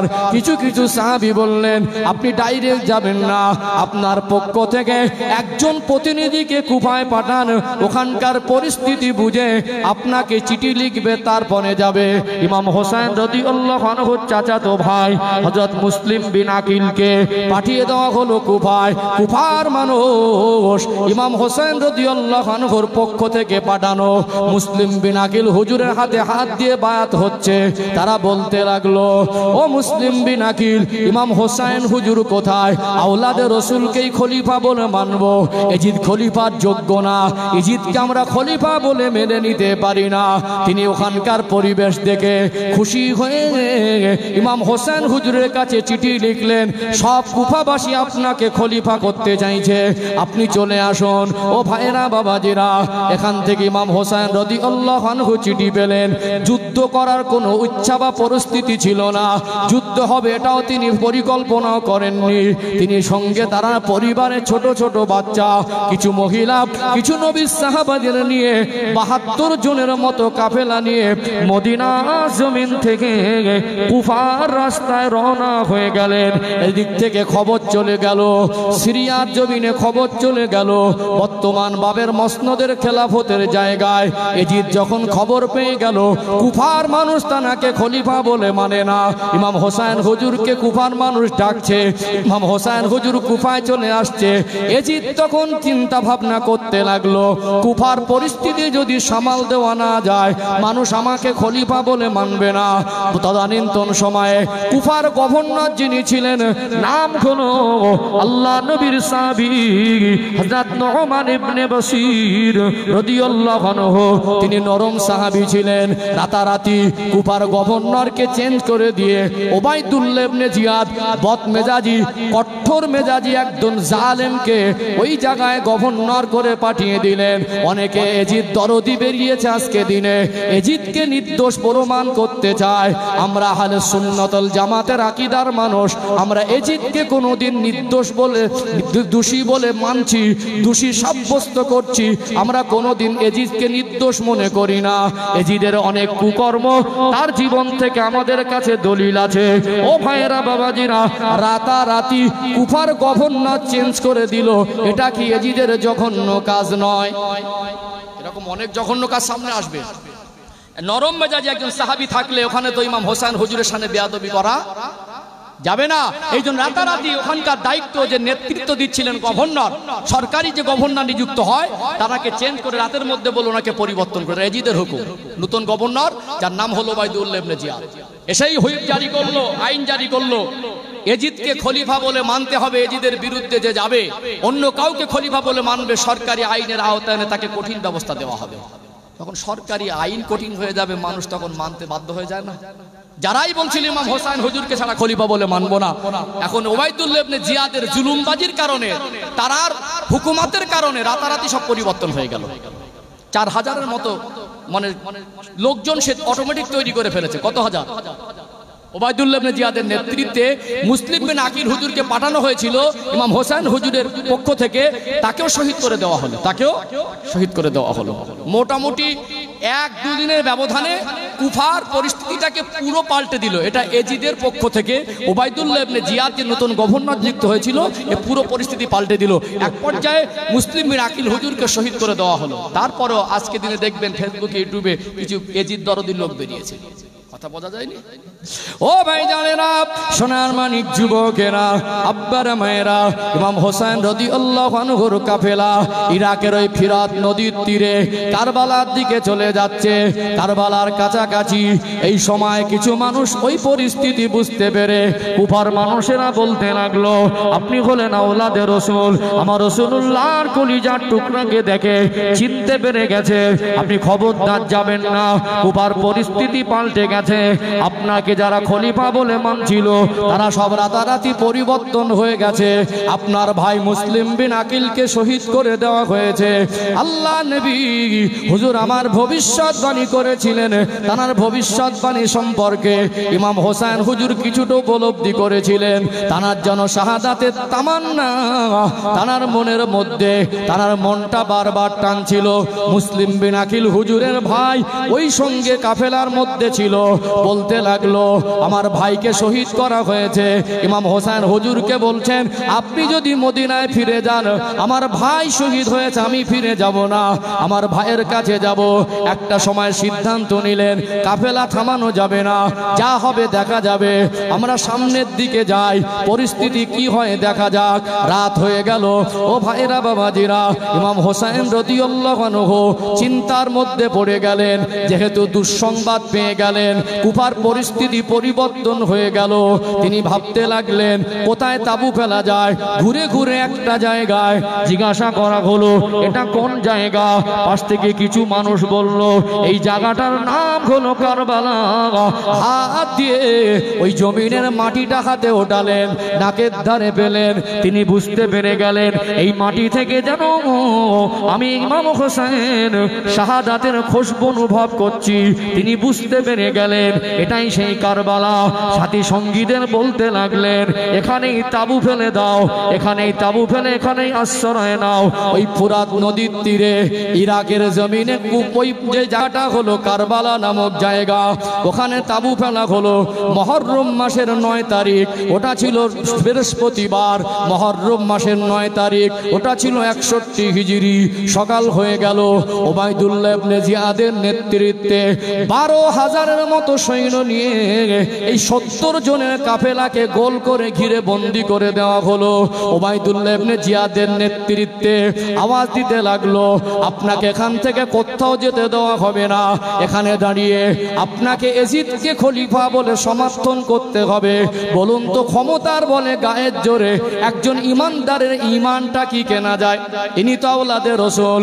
এনাকে ধমক দিয়ে, ভয় দেখিয়ে, প্রেসার ক্রিয়েট করে জোর করে এজিদের মতো একজন দুশ্চরিত্র, যার চিন্তাধারার ভিতরে পবিত্রতা নেই, ওই মানুষটাকে তো আওলাদে রাসূল খলিফা বলে মেনে নিতে পারে না। অতএব তিনি ওবাইদুল্লাহ ইবনে জিয়াদের এই চক্রান্ত ছিল, এজিদের চক্রান্ত ছিল, যে কোনো মূল্যে প্রেসার ক্রিয়েট করে আওলাদে রাসূল ইমাম হোসেন হুজুর যদি এজিদকে খলিফা বলে মেনে নেয়, তার প্রতিদ্বন্দ্বী আর কেউ থাকবে না, সে নিজে খলিফা হবে। ও ভাইয়েরা, বাবাজিরা, আওলাদে রাসূল পৃথিবীর মানুষের কাছে, অন্যায়ের কাছে মাথা নত করেন না। তিনি বলতে লাগলেন, এ ওবাইদুল্লাহ ইবনে জিয়াদের লোকেরা, এ এজিদ বাহিনীরা, শুনে রেখে দে, তোরা আমাকে ভয় দেখিয়ে, প্রেসার ক্রিয়েট করে, তোরা আমাকে জোর করে এজিদকে খলিফা এই কথাটা মানাতে পারবি না। আমি তোদেরকে 3টে প্রস্তাব দিচ্ছি। আমি মানুষ, আমি তোদের কাছে এসেছি, আমি আওলাদে রাসূল, তোরা আমাকে ভালো করে জানিস। আমি যুদ্ধ করতে আসিনি, আমি নিজের থেকে খলিফা দাবি করিনি। কুফার মানুষ আমায় ডেকেছে, এই জন্য আমি এসেছি, ইসলামের সাথে এসেছি। তোমরাও তো মুসলমান, তোমাদের সঙ্গে আমার কোনো ব্যক্তিগত দুশ্মনী নেই। কেন তোমরা আমার সঙ্গে বিয়াদবি করছো? তোমরা কেন, কি স্বার্থে আমার সামনে বিয়াদবি করছো? তোমরা আমাকে আটকে রেখো না, রাস্তাটা ছেড়ে দাও। আমি মদিনার জমিন থেকে এসেছি, মদিনায় ফিরে যাব। না হয় আমাকে ছেড়ে দাও, আমি অন্য কোনো জায়গায় বেরিয়ে যাব। তা না হয় আমাকে সরাসরি এজিদের দরবারে নিয়ে চলো। খলিফা বলে যদি মানতে হয়, জোর করে তোমরা আমার জবান থেকে খলিফা মানাতে পারবে না। এজিদের সঙ্গে কথা বলে খলিফা মানা যায় কিনা সেটা আমি চিন্তা করব। এই 3টে প্রস্তাবের একটা প্রস্তাব তারা মেনে নিল না। যুদ্ধ করতে যায়নি, কাফেলায় ছিল ছোট ছোট বাচ্চা, কাফেলায় ছিল মহিলারা, কাফেলায় ছিল কিছু যুবকেরা। ওই সময় এজিদ বাহিনী যখন জোর করে আওলাদে রাসূলের মুখ থেকে এজিদকে খলিফা বলে স্বীকার করাতে পারল না, বলল পানি বন্ধ করে দাও। কয়েকদিনের সফর, পানির সংকট দেখা দিল কাফেলার মধ্যে, খাদ্য পানির অভাব, চিন্তার মধ্যে পড়ে গেলেন। ও ভাইরা, বাবাজিরা, এই পানির সংকটের ভিতরে চতুর্দিকে মানুষ ঘিরে রেখেছে। ইমাম হোসেন হুজুরকে জোর করে খলিফা বলে এজিদকে মানতে হবে এই প্রস্তাব দিয়েছে। ইমাম হোসেন হুজুর নত হয়নি, মানুষের দুনিয়ার দাপটের কাছে নত হয়নি। ইমাম হোসেন রাদিয়াল্লাহু আনহু ওই দিন কারবালা নামক প্রান্তরে, ওটা ছিল 61 হিজরি, মুহররম মাসের 10 তারিখ আসবে। মাগরিবের নামাজ হলো, এশার নামাজ হলো, ফজরের নামাজ হলো, নামাজটা জামাত সহকারে হলো, কিতাবের মধ্যে লেখা হলো ইমামতি করলেন হযরত ইমাম হোসেন রাদিয়াল্লাহু আনহু। সকাল হয়ে গেল, ওটা 61 হিজরি, মুহররম মাসের 10 তারিখ শুক্রবার। হযরত ইমাম হোসেন হুজুরের কাফেলার দিকে চতুর্দিকে মানুষ ঘিরে রেখেছে। এত পানির সংকট দেখা দিল, ছোট বাচ্চাগুলো পানির পিপাসায় চিৎকার মেরে কাঁদে। হযরত ইমাম হোসেন রাদিয়াল্লাহু আনহুর ছোট বাচ্চা, যার নাম হলো হযরত আলী আসগর, আওলাদে রাসূল, হযরত ইমাম হোসেন হুজুরের বিবি ডাক দিলেন, ও হযরত ইমাম হোসেন, ও হযরত ইমাম হোসেন, জান্নাতি যুবকদের সরদার, আমার প্রাণের স্বামী, আপনার ছোট বাচ্চা আলী আসগরের পিপাসায় কাতর হয়ে কাঁদে। আমি মা, আমার বাচ্চার কষ্ট সহ্য করতে পারি না। আপনি একটু আপনার বাচ্চাকে এই এজিদের লোকজনের সামনে তুলে ধরেন। এই বাচ্চাটা হলো আওলাদে রাসূল, এর জন্য হয়তো ওদের মনে দয়া হবে, হয়তো ফুরাত নদীর অফুরন্ত পানি, এর জন্য একে সামনে একে দেখে হয়তো পানিরটা রাস্তাটা খুলে দেবে। আওলাদে রাসূলের পিপাসায় কাতর কান্না। আলী আসগরকে বুকে জড়িয়ে নিলেন। কোন আলী আসগর? কিতাবের বর্ণনায় লেখা হলো আলী আসগর হুজুরের চেহারা মোবারকের বর্ণনা, আলী আসগর হুজুরের অবয়বটা হুবাহু আমার রাসূলুল্লাহর মতো দেখতে ছিল। জোরে বলুন সুবহানাল্লাহ। হযরত ইমাম হোসেন রাদিয়াল্লাহু আনহু বলতেন, আমার নানা জানের ওফাতের পরে আমার কলিজার টুকরা আমার আলী আসগারের দিকে যখন দেখি, আমার নানা জানের চেহারার ওই স্মৃতিটা আমার মনে পড়ে যায়। আমার নানা জানের চোখ দুটা যেমন ছিল, আমার নানা জানের কপাল মোবারকটা যেমন ছিল, আমার নানা জানের কান দুটা যেমন ছিল, আমার নানা জানের ঠোঁট মোবারক দুটা যেমন ছিল, আমার নানা জানের চেহারার হুবাহু নকশাটা যেন আমি আমার আলী আসগারের চেহারার মধ্যে পেতাম। আমার নানা জান চলে যাবার পরে যতবার আমি আমার আলী আসগারের দিকে দেখি, আমার নানা জানের স্মৃতিটা মনে পড়ে। সেই আদরের বাচ্চা ওই ঠোঁটে মুখে বারবার চুমা দিতেন, ওই বাচ্চার কষ্ট সহ্য করতে পারলেন না, বিবির চোখের পানি, ও বিবি আলী আসগারকে একবার আমার কোলে দেন। কোলে উঠিয়ে নিলেন, কাফেলা থেকে ওই তাঁবুর ভিতর থেকে বেরিয়ে গেলেন, বাচ্চাটাকে উঁচু করে ধরলেন। এ জিদের সৈনিকেরা, দেখ দেখ, এটা সেই আলী আসগার যার অভাবটা আমার নানা জানের মতো দেখলে মনে হয়। এই বাচ্চাটার সঙ্গে তোদের কোনো দুশ্মনী নেই, আমার সঙ্গে তোদের কোনো বোঝাপড়া থাকতে পারে, এই বাচ্চাটার সঙ্গে তোদের কোনো দুশ্মনী থাকার তো কথা নয়। দেখ দেখ, এটা আওলাদে রাসূল, আমি আমার বাচ্চাকে অনেক বেশি ভালোবাসি, আমার আলী আসগারের কষ্ট সহ্য করতে পারছি না।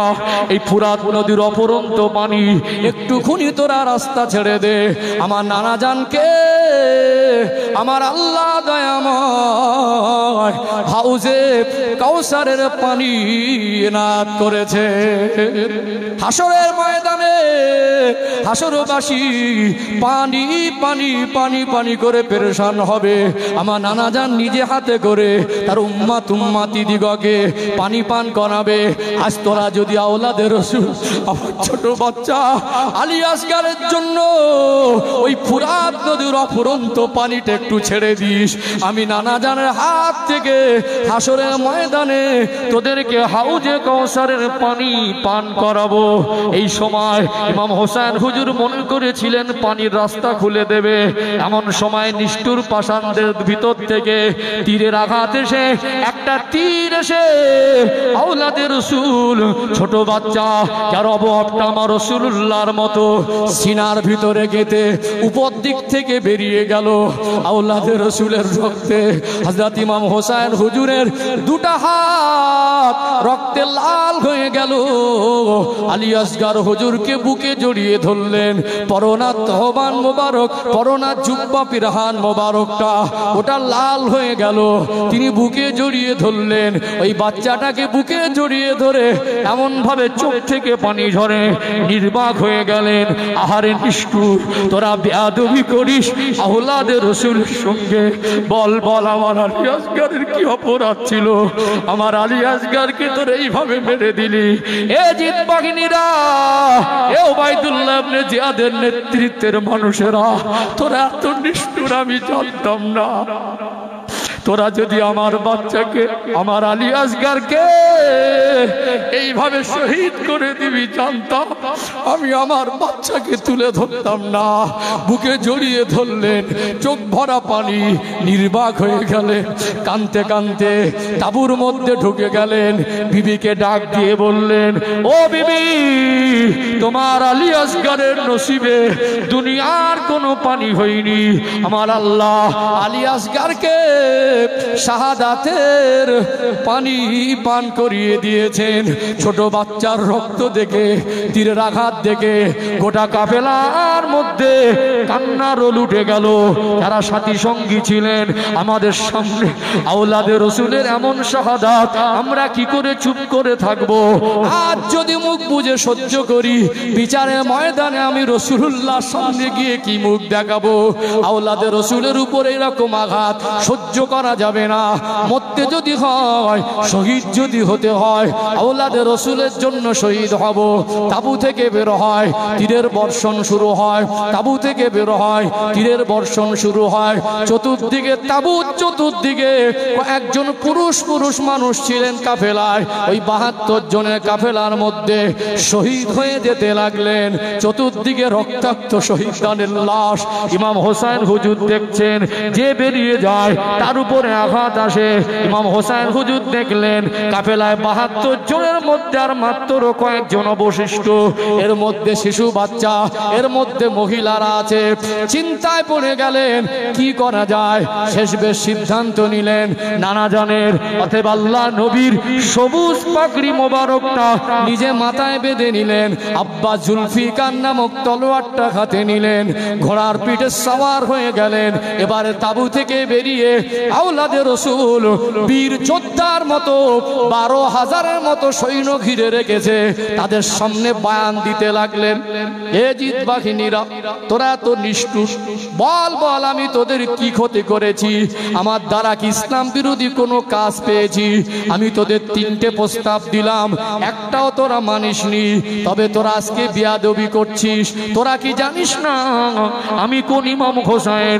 আমার নানা জান আমার গোটা শরীর মোবারকে তার নূরের ঠোঁট মোবারক দিয়ে বহুবার চুমা দিয়েছে। আমি হলাম সেই ইমাম হোসেন। আজকে তোরা আমার সঙ্গে এরকম বিয়াদবি করছিস, মনে রাখিস হাসরের ময়দানে আমার নানা জানকে আল্লাহ সুপারিশের অনুমতি দেবে। আমার নানা জানের সামনে কি তোরা দাঁড়াবি না? তোরা কি মুখ দেখাবি? এ জিদের সৈনিকেরা শুনে রেখে দে, আওলাদে রসুল তারা কোনোদিন বদদোয়া করে না, তবে আমার নানা জানের খাতিরে আমার আল্লাহ আমি ইমাম হোসেনকে এত বেশি ভালোবাসে, একবার যদি এই কারবালার প্রান্তরে আমি আসমানের দিকে তাকিয়ে আল্লাহকে আল্লাহ বলে চিৎকার মেরে ডাকি, আমার আল্লাহ বলা ডাকটা আল্লাহ ফেরাবে না। এজিদের সৈনিকেরা শুনে রেখে দে, একবার যদি আমি ইমাম হোসেন জমিনের দিকে তাকিয়ে আল্লাহ বলে একবার ডাক দেই, বদদোয়া করা লাগবে না, শুধু বদদোয়ার নজরে আসমান অথবা জমিনের দিকে তাকালে আমার আল্লাহ তোদের ধ্বংস করে দেবে। আমি বদদোয়া করব না, তবে আমার পিপাসায় বুকটা ফেটে যাচ্ছে, তোরা একটু সরে যা, আমি একটু পানি পান করব। ওটা মহররম মাসের 10 তারিখ শুক্রবার 61 হিজরি। এত পিপাসা পেয়েছিলেন, মনে করছিলেন পানি একটু পান করব, কারোর সাহস হয় না। দূর থেকে মনে হয় আল্লাহ নবীর ওই পাগড়ি মোবারক মাথায়, আব্বা জুলফিকার নামক তলোয়ারটা হাতে, মনে হয় আল্লাহ নবী বদরের প্রান্তরে মাথায় সবুজ পাগড়ি বেঁধে যেভাবে তিনি নেতৃত্ব দিচ্ছিলেন, দূর থেকে মনে হয় আল্লাহর নবী যেভাবে নেতৃত্ব দিচ্ছিলেন ওইভাবে আওলাদে রসুল বয়ান দিচ্ছেন। এই বয়ান শুনে বহু মানুষ এজিদের পক্ষ থেকে ইমাম হোসেন হুজুরের দিকে ছুটে দৌড়ে চলে এসেছিলেন, তাদেরও শহীদ হতে হয়েছে। ও ভাইয়েরা বাবাজিরা, আওলাদে রসুলের উপর আঘাত করার সহজ তখনও হয়নি। ঘোড়াটাকে চালিয়ে দিলেন, বললেন সরে যা। জালালি হালাত এসে গেলেন, ওই ফুরাত নদীর তীরে চলে গেলেন। কারোর সাহস হয় না, জান্নাতি যুবকদের সরদারের জালালি হালাত দেখে কারোর সাহস আঘাত করব। নেমে গেলেন ঘোড়ার পিঠ থেকে ফুরাত নদীতে নেমে গেলেন, হাতে একটু পানি তুললেন, পানি পান করবেন। পানিটা দেখে মনে হয় এটা শুধু নদীর পানি নয়, ওই পানির সঙ্গে রক্তের মিশ্রণ। পানিটা পান করতে যাবেন, রক্তের কালারটা পরিবর্তন হয়ে গেল। বলতে লাগলেন এই রক্তটা অন্য কারোর রক্ত নয়, এটা হলো আমার আলী আসগরের রক্ত। আমার কলিজা টুকরাকে একটু পানি দিতে পারলাম না, সেই রক্ত আমার হাতে, আর এই হাতে পানি উঠে আমি পানি পান করব না। পানিটাকে ছেড়ে দিলেন, ফুরাত নদীর কিনারায় উঠে দাঁড়িয়ে গেলেন, আওয়াজ দিয়ে বলতে লাগলেন আওলাদে রসুল যদি আজকে পানি পান করত, তোদের মোকাবেলা করার জন্য 10,000 সৈন্যর প্রয়োজন হতো না, আওলাদে রসুল একাই যথেষ্ট হয়ে যেত। এ পানি আমি পান করব না, তবে বুঝতে পেরেছি তোরা আমাকে শহীদ করে দিবি, এটা আমার নানা জানের ভবিষ্যৎবাণী। বললো বল বল এই সময়টা কোন সময়? ওটা জুমা রক্ত। উযু করলেন, 2 রাকাত নামাজে পড়লেন, সেজদায় চলে গেলেন, বললেন তোরা আমাকে শহীদ করবি, বুঝতে পেরেছি। সীমান নামক ব্যক্তি ইমাম হোসেন হুজুরকে সর্বপ্রথম আঘাত করে মর্মান্তিক ভাবে এই মুহররম মাসের 10 তারিখ শুক্রবারে 61 হিজরিতে কারবালার প্রান্তরে আওলাদে রসুল হযরত ইমাম হোসেন রাদিয়াল্লাহু আনহুকে নিষ্ঠুরভাবে জিব্বাগেরা শহীদ করেছিলেন। ইন্না লিল্লাহি ওয়া ইন্না ইলাইহি রাজিউন।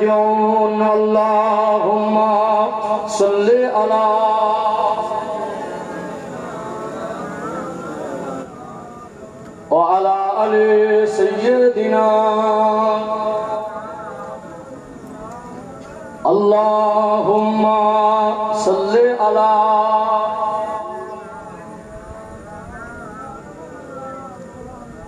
ওয়া আলা আলি সাইয়্যিদিনা। সম্মানিত উপস্থিতি, আমার বাপজিরা, ভাইরা, মর্মান্তিক সেই করুণ কাহিনী, কারবালার ইতিহাস 1400 বছর ধরে উম্মতকে কাঁদায়। মহরম মাসের কথা ঠিক না বেটি? আমি খুব স্বল্প সময়ের মধ্যে চেষ্টা করেছি 50 বছর ইতিহাস আপনাদের কাছে তুলে ধরা। 4 খলিফার খেলাফত জীবনের সংক্ষিপ্ত ইতিহাস তুলে ধরেছি, কারবালার প্রান্তের ইতিহাস তুলে ধরেছি। অতএব ইমাম হোসেন হুজুর শহীদ হয়ে গেলেন অন্যায়ের কাছে, বাতিলের কাছে মাথা নত করেন। কথা ঠিক না বেটি? শহীদ হয়ে গেলে বাতিলের কাছে মাথা নত করেন। শহীদ হওয়ার আগ মুহূর্ত পর্যন্ত একটা ওয়াক্তের নামাজ তিনি ছেড়ে দেয়নি। অতএব আজকে সেই করুণ দৃশ্য আমাদের অন্তরকে কাঁদায়। আফসোস কি জানেন, আজ একদল মানুষ ইসলামকে না শুনে বুঝিয়ে জেনে আমাদের বাংলা বহু পরিবেশে কিছু মানুষ এই মহরমকে কেন্দ্র করে কিছু হারাম কাজ করে, যেটা ইসলামে কঠোর হারাম। আর সেই কাজকর্ম করার কারণে ইসলামের প্রতি মানুষের ধারণাও খারাপ হয়। কথা ঠিক না বেঠিক? ইমাম হোসেন হুজুরকে শহীদ করেছে, এর জন্য কোন মুসলমানকে অস্ত্র মিছিল করতে হবে ইসলামে পারমিশন দিয়েছে কি? ন্যায় অন্যায় একটা পরিস্থিতি ছিল, তিনি অন্যায়ের কাছে মাথা নত করে